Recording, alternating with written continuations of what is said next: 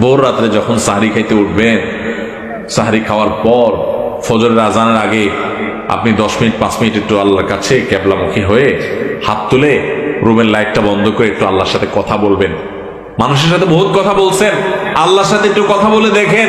আল্লাহর সাথে কথা বলার স্বাদ আছে ভাই, অনেকে জীবনে একবারও এই স্বাদ পান নাই। একটু কথা বলে দেখেন। ভোর রাতে সাহরি খেতে উঠলে 10টা মিনিট একটু হাত তুলে কথা বলেন। কিভাবে কথা বলবেন?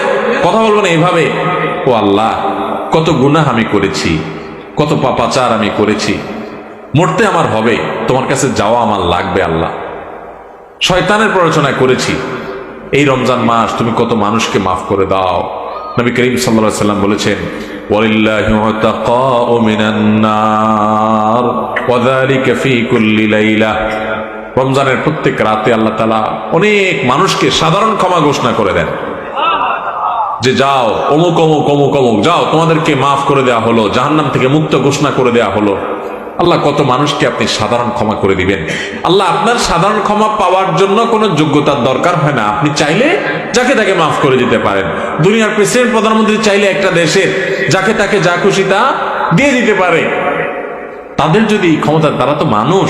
আল্লাহ আপনি তো মহান সৃষ্টিকর্তা, আপনি তো চাইলে আমার সব অপরাধগুলো মাফ করে আমাকে ফেরেশতা বানায় ফেলতে পারেন, পারেন না আল্লাহ?